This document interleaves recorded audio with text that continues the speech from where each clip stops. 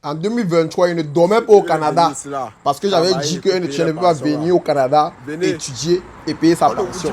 On m'a lynché ici sur les réseaux sociaux. Je dormais, j'avais toujours des souvenirs pendant qu'on entrait de m'insulter. Quand j'entrais sur TikTok, c'est ma tête que je voyais comment on m'insultait copieusement et bien.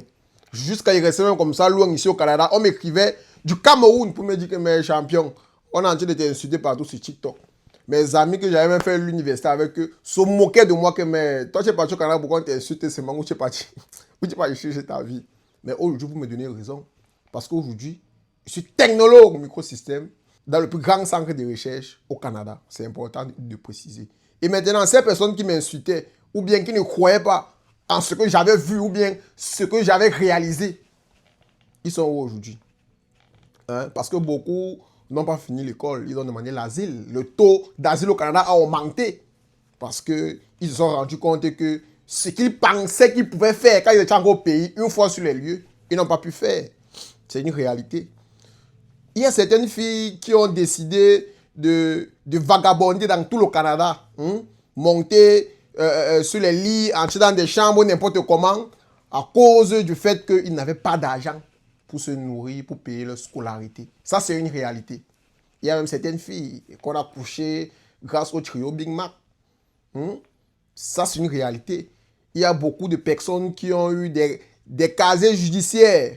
Beaucoup de personnes ont eu ça. Parce qu'ils se sont retrouvés en train de faire n'importe quoi, n'importe comment, parce qu'ils n'avaient pas le choix. D'une part aussi, ça, c'est à cause des parents. Parce qu'on doit se dire les vérités, les parents mettent trop de pression aux immigrants. Trop de pression. Ils ne peuvent pas comprendre que les réalités d'ici, ce n'est pas les réalités du pays. Ce n'est pas les réalités du même pays. Et ils te mettent la pression. Envoie l'argent, machin, truc. L'enfant a envoyé le marteau. Tu vois, il a encore devenu... je n'ai même pas l'argent pour cotiser. Mais quand tu partais signer que tu devais cotiser là, on allait signer ensemble. Les parents mettent la pression aux enfants. D'une part, c'est à cause d'eux. Que vous allez même voir une fille aujourd'hui, elle est bordel au Canada. Vous allez tirer sur elle. Moi, je ne peux pas tirer sur elle parce que je sais que quand elle est au pays, elle pensait qu'elle pouvait. Mais la réalité, c'est qu'elle ne peut pas. Ce n'est pas justifiable. Mathématiquement, on ne peut pas calculer cela. Et les parents sont responsables de cette chose-là. C'est à cause des parents que beaucoup d'immigrants ont raté leur vie au Canada. C'est quelle magie que vous allez payer 12 000 $ avec le salaire de base? Quel parent stupide peut faire ça? Et décider d'amener son enfant étudier au Canada dans ces conditions-là. Que non, il va se battre. Un homme se bat. Quel bac? Est-ce qu'ils vous disent que ce sont des bandits sur Marketplace? Est-ce qu'ils vous disent ça? Est-ce qu'ils vous disent que quand vous passez le temps à leur harceler pour de l'argent, ils prennent ça dans le faux? Parce qu'ils arnaquent des mères comme vous, des personnes comme vos enfants, des pères comme vos maris sur Marketplace. Ils prennent leur argent et ils vous envoient. Et le karma suit. Il y a des étudiants qu'on retrouve décédés ici au Canada dans leur chambre, presque chaque année. Chers parents, vous pensez que qui est responsable de cela? C'est à cause de vous, chers parents, je suis désolé. Oui, à cause de vous parce que il y a ce qu'on appelle ici là, la dépression, le stress. Et parfois, ça arrive à un niveau où on est incapable de contrôler. Est-ce que vous savez qu'il y a des étudiants ici là ou bien des immigrants qui sont permis de faire certaines choses qu'ils n'imaginaient même pas un jour qu'ils allaient faire cette chose-là parce qu'on reçoit la pression des parents, parce qu'on est là, on veut rendre maman fière, on veut rendre papa fier, mais on oublie qu'il y a certaines choses qui ne dépendent pas de nous. Il y a certaines choses que si on veut s'aventurer dans ça, on doit avoir les moyens de faire cela. Et c'est ça la réalité des personnes qui viennent en tant qu'étudiants au Canada. On doit être en mesure de contrôler cela, chers parents. Et ça doit être avec l'aide des parents. Et non pas avec l'aide de tu peux, tu es un homme. Non. Parce que tu es un homme ne donne pas 10 000 $ en moins de 2 mois, en moins de 3 mois. Non. Parce que vous ne comprenez peut-être pas ça. Mais moi qui suis passé par là, je vais vous expliquer comment ça se passe. Vous savez, les études au Canada ne sont pas difficiles. Mais ça demande beaucoup de temps. Donc, tu dois donner du temps pour tes études. Et donner du temps pour les études, c'est aussi éviter de beaucoup travailler. Parce que le travail, surcharge. Les études, surcharge. Et en dehors de ça, ce n'est pas ce qu'on vit. Parce qu'il y a le stress, il y a l'angoisse, il y a les factures, il y a plusieurs choses qu'il faut avoir en tête. Le pays s'est intégré dans un nouveau pays où c'est nouveau pour nous. Ce n'est pas aussi facile. Même sortir et voir des personnes qu'on ne connaît pas. Et avoir cette difficulté-là de pouvoir faire connaissance avec ces personnes-là. C'est quelque chose de difficile. Et je pense que les parents devraient prendre ça en considération.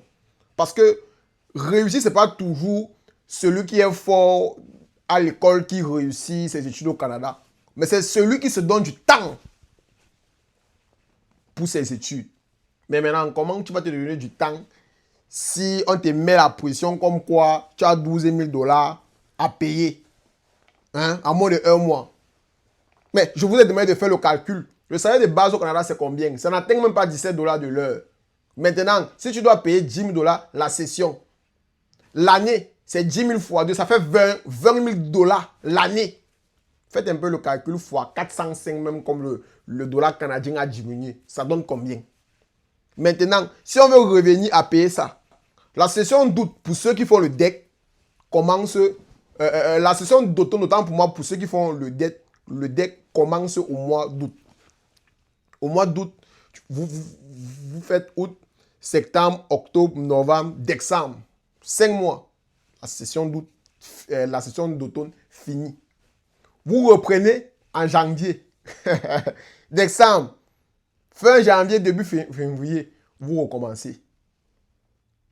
De décembre en janvier. Ou bien même en février même. Allons même jusqu'à mars. Tu as pris 10 000 $ au champion. Ouf. Tu as pris ça ouf. Ouf. Si tu n'es pas un bandit de marketplace, tu as pris ça ouf. Si tu n'es pas une bordel, tu as pris ça ouf. Si on ne te couche pas comme on veut, n'importe où et n'importe comment, ton nom est sali dans tout le Canada, tu as pris ça ouf. Même le travail là. Est-ce que vous savez que les résidents permanents est l'une des causes pour lesquelles, quand un étudiant arrive, il ne trouve pas un job. Un job. Est-ce que vous savez ça? Je vais vous expliquer. Moi, je suis employeur au McDonald's, au Tim Hortons, le travail que les résidents permanents aiment bien. Je suis employé là. Et je reçois un CV d'un étudiant qui peut seulement travailler 24 heures. Et un autre CV d'un résident permanent qui peut travailler en temps plein, qui est libre. Il n'a rien à faire. Il est là, il est libre. Vous pensez qu'il va employer l'étudiant, que je vais l'appeler pour qu'il lance son chiffre, il va me dire que non, j'ai examen, le bus, je peux seulement travailler 24 heures, non, je ne peux pas travailler le lundi matin. Pourtant, moi, j'ai besoin des personnes le matin, j'ai besoin des personnes en temps plein. Ils vont employer un résident permanent. Conséquence, l'étudiant, quand il arrive, il sait qu'il vient, il travaille pour payer sa pension. Il ne trouve pas le travail. Et qu'est-ce qui suit ça? Les demandes d'asile, les travailleurs sur Marketplace, la bordellerie, l'arnaque, parce qu'ils sont nombreux, ils arnaquent. Ils entrent dans les business de vente de voitures. Tu envoies l'argent, ils ne t'envoient jamais la voiture. Non. L'arnaque et tout ce qui suit. Tout ça pourquoi? Parce qu'ils pensaient qu'ils pouvaient arriver au Canada, travailler et payer sa pension. Et sur l'appui des parents. Pendant ce temps, les parents appuyaient que non, tu es un gars fort, il faut être fort. Quel fort? Fort quoi? Fort naïf ou bien fort quoi? Hein? Fort quoi? Fort quoi? Le Canada réinitialise tout. Ici, on n'est pas fort.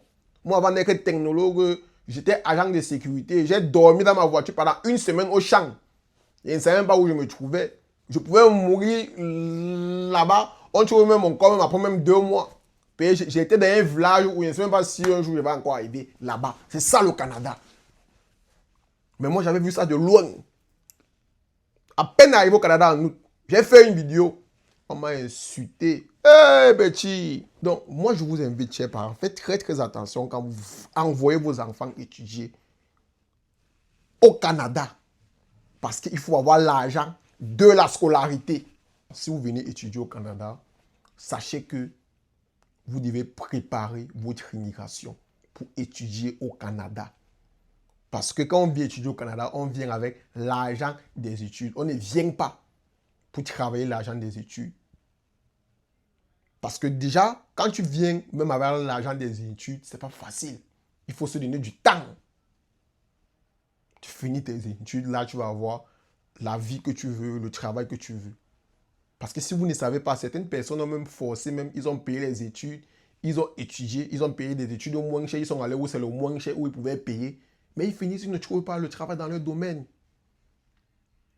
C'est parce que les domaines qui sont chers au Canada pour étudier, ce sont ces domaines-là même qui sont souvent demandés. Ce sont ces domaines-là où on paye même souvent mieux. Je suis une preuve.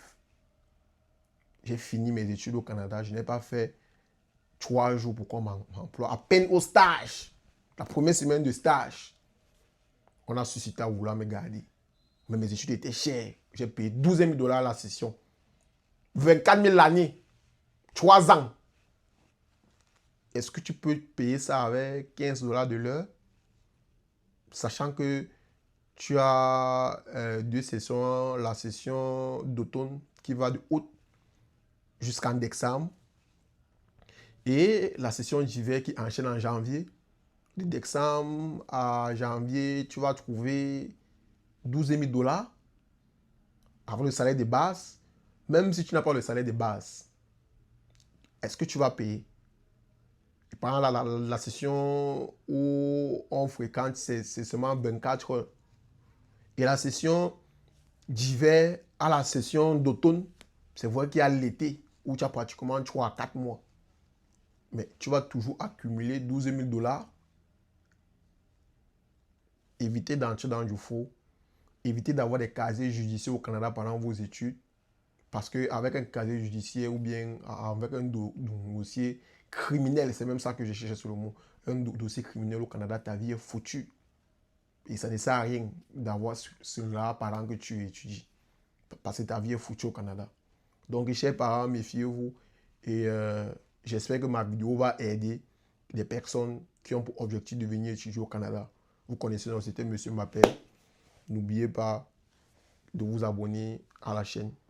Et surtout, n'oubliez pas de me poser des questions par rapport à vos projets de voyage, d'immigration, d'études ou bien des réemploiements vers le Canada. Et je ferai des vidéos comme celle-ci là pour pouvoir répondre à ces questions. N'oubliez pas d'utiliser le meilleur code promo dans l'application TapTapSend, Monsieur Mbappé. Et vous allez bénéficier de 10 $ de Punjor. Et ceux qui ne savent pas, les cartes de crédit passent déjà.